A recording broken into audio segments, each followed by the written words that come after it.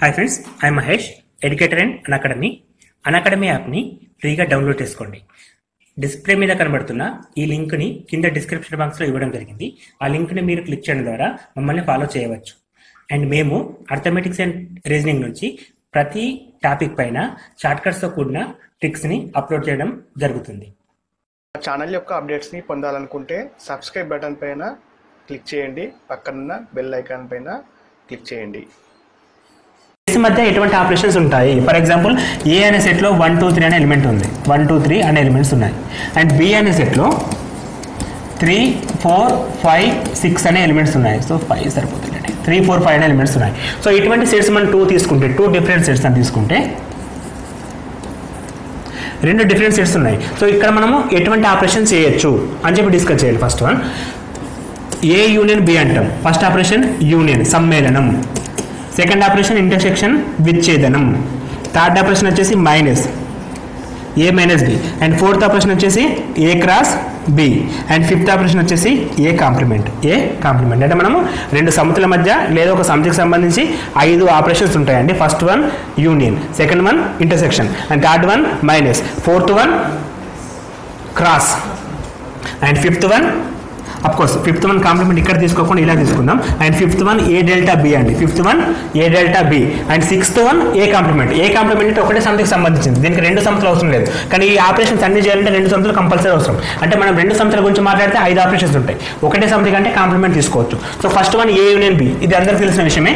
Combined element తీసుకుంటాం, అంటే అన్ని ఎలిమెంట్స్ కలిపి తీసుకుంటాం, ఏది రిపీట్ కావద్దు. ఫర్ ఎగ్జాంపుల్ మనకి 1 2 3 ఇక్కడ ఉన్నాయి. సో ఇక్కడ 3 రిపీట్ అవుతుంది కాబట్టి అవసరం లేదు. అండ్ 4 5 తీసుకుంటే సరిపోతుంది, అంటే మనం అన్ని ఎలిమెంట్స్ కలిపి తీసుకుంటాము. నెక్స్ట్ వన్ ఇంటర్సెక్షన్ ఇచ్చినప్పుడు రెండిట్లో కంబైన్డ్ కూడా ఎలిమెంట్ తీసుకుంటామండి. ఎందుకంటే ఇక్కడ బి అనేది మాత్రమే కామన్ ఎలిమెంట్ ని ఇంటర్సెక్షన్ తీసుకుంటాం. And third one A minus B. అంటే ఏ నుండి బిని కంప్లీట్ గా రిమూవ్ చేయడం. అంటే ఏలో ఉన్న ఎలిమెంట్స్ ఉండాలి, కాకపోతే బిలో ఏమైనా సంబంధించినవి ఉంటే వాటి తీసి పక్కకు పెట్టాలి. సో ఏలో ఎలిమెంట్స్ 1 2 3 అండి, కానీ బిలో ఉండే ఎలిమెంట్ దీనికి సంబంధించిన 3 అనే ఎలిమెంట్ ఉంది కాబట్టి దీన్ని తీసి పక్క పెడతాం. సో మనకు రిమైనింగ్ 1 2 రావడం జరుగుతుంది, 1 2 రావడం జరుగుతుంది. అండ్ ఏ క్రాస్ బి అంటే ఇక్కడ ఫస్ట్ ఎలిమెంట్ని అన్నిటితోటి మల్టిప్లై చేయడం, like 1 3 and 1 4 and 1 5. First one తర్వాత సెకండ్ ఎలిమెంట్ అండి, అంటే 2 3 2 4 2 5 వస్తుంది. అండ్ లాస్ట్ వన్ ఏమొస్తుంది మనకి 3 3 3 4 3 5. అంటే దీన్ని క్రాస్ మల్టిప్లికేషన్ అంటాం. అంటే మనకి ఇక్కడ ప్రతి ఎలిమెంట్తో కూడా మిగతా ఎలిమెంట్స్ని కంప్లీట్ చేయడం. And last one A delta B.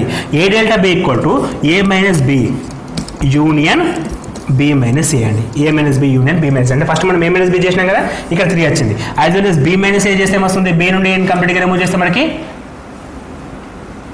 ఇక్కడ 1 2 వచ్చింది కదా. బి నుండి అంటే బి మైనస్ ఏ చేసినప్పుడు మనకి ఏమొస్తుంది, ఇక్కడ బి నుండి ఏ రిమూవ్ చేస్తే 3 పోతుంది, రిమైనింగ్ 4 5 వస్తుంది. సో ఈ రెండింటికి యూనియన్ చేస్తే 1 2 4 5 రావడం జరుగుతుంది. 1 2 4 5 వస్తుంది, అది ఏ డెల్టా బి. సో మనకి ఒక 5 ఆపరేషన్స్ ఉంటాయి, ఇంతకు మించి వేరే ఆపరేషన్స్ ఏమి ఉండవు. సో ఫస్ట్ వన్ యూనియన్ అంటే అన్ని ఎలిమెంట్స్ని కలిపి రాయడం, కాకపోతే రిపీటెడ్ ఉంటే తీసి పక్కకు పెట్టడం. సెకండ్ వన్ ఇంటర్సెక్షన్ అంటే కామన్ ఎలిమెంట్ ఏముందో దాన్ని రాస్తాం. ఏ మైనస్ బి అంటే ఏ నుంచి బిని పక్కకు పెట్టేయడం, బి మైనస్ ఏ అంటే బి నుంచి ఏని పక్కకు పెట్టేయడం. ఏ క్రాస్ బి అంటే నంబర్ ఆఫ్ ప్రోడక్ట్స్, లైక్ మనకి ఎన్ని ఉన్నాయో అన్ని తీసుకుంటాం. అండ్ ఏ డెల్టా బి అంటే A minus B union B minus A. ఈ ఫార్ములాస్ కూడా ఫోకస్ చేసి అడగచ్చు.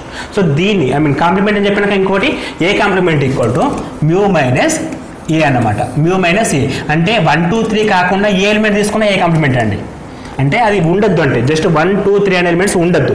అవి కాకుండా ఏ ఎలిమెంట్ తీసుకున్నా ఏ కాంప్లిమెంట్ కిందకి వస్తాయి. అంటే ఏ కాంప్లిమెంట్ అంటే మ్యూ మైనస్ ఏ, ఇది కూడా ఒక formula.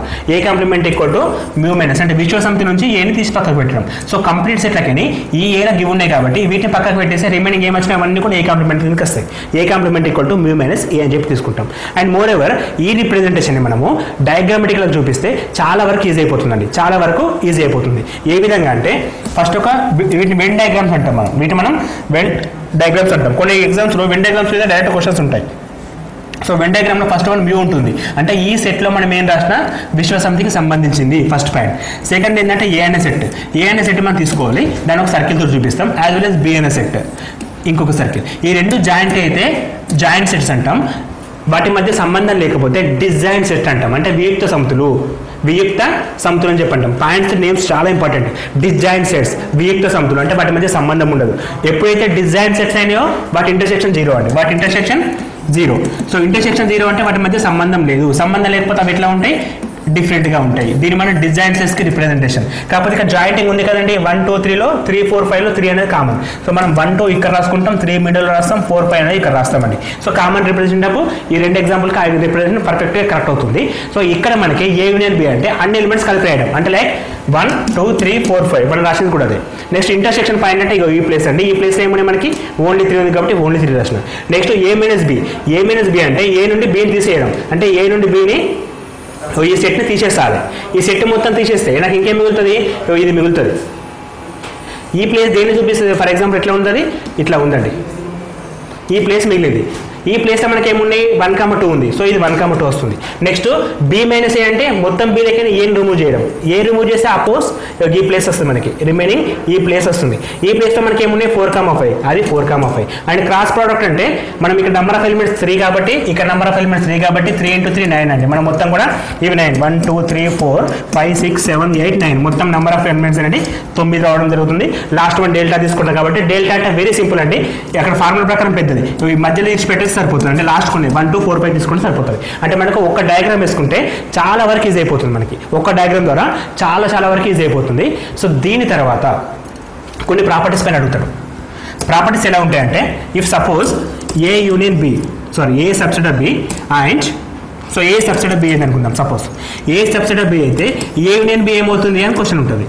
So A subset of B అయితే A union B almost B అవుతుంది మళ్ళీ, ఎందుకంటే మనం అట్లా ఎగ్జాంపుల్ తీసుకుందాం.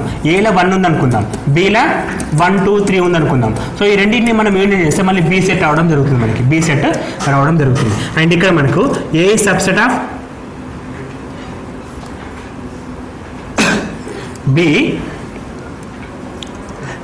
బి సబ్సెట్ ఆఫ్ సి అని ఇచ్చాడు అనుకుందాం.